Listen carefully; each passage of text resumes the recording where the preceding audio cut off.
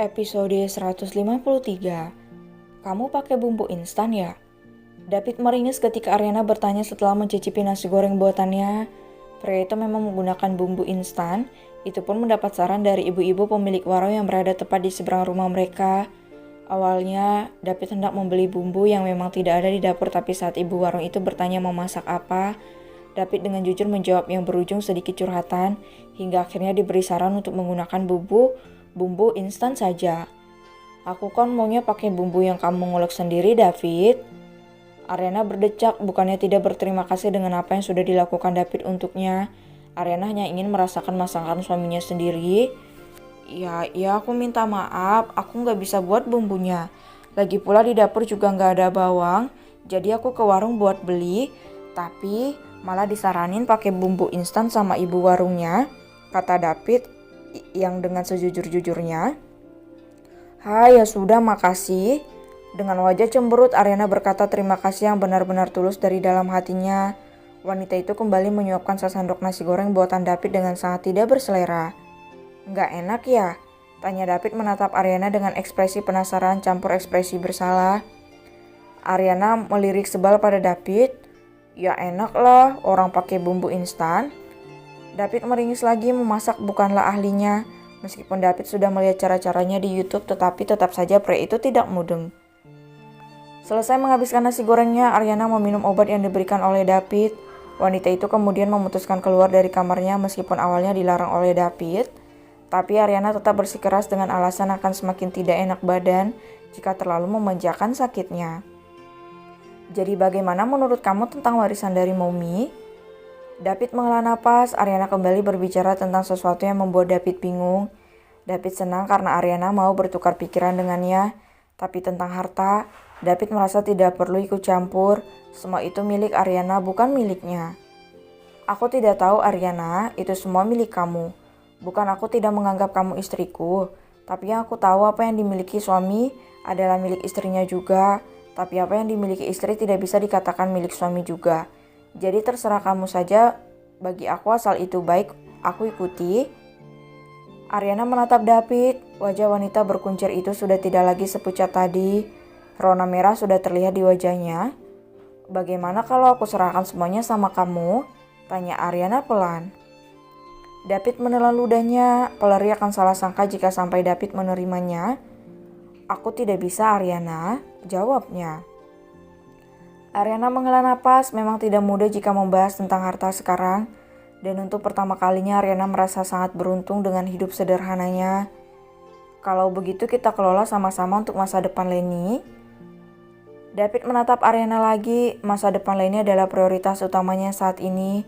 Kebahagiaan gadis kecil itu adalah segalanya bagi David. Bukankah kita tidak bisa punya anak?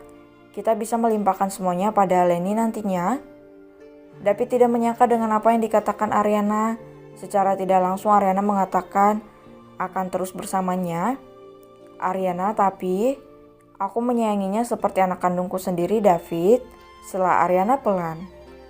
Mendadak David merasa bersalah. Berkali-kali David sudah memeriksakan diri, yang pada akhirnya hasilnya tetap sama, dirinya mandul. David merasa tidak sempurna sebagai seorang suami. David tidak bisa memiliki keturunan. Apa kamu ingin memiliki bayi? Apa kamu bisa memberikannya padaku? David dan Ariana saling melempar pertanyaan yang sama sekali tidak bisa mereka berdua jawab. Maaf, diri David putus apa? Aku tidak butuh maaf, aku butuh kamu sebagai ayah yang baik untuk putriku Leni. Balas Ariana dengan pandangan lurus ke depan.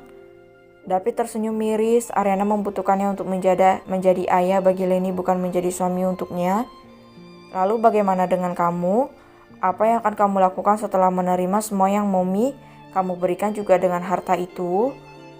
David tidak bisa menahan rasa ingin tahunya. Harta yang sekarang atas nama istrinya sangatlah banyak. Ariana tersenyum kemudian menoleh pada David.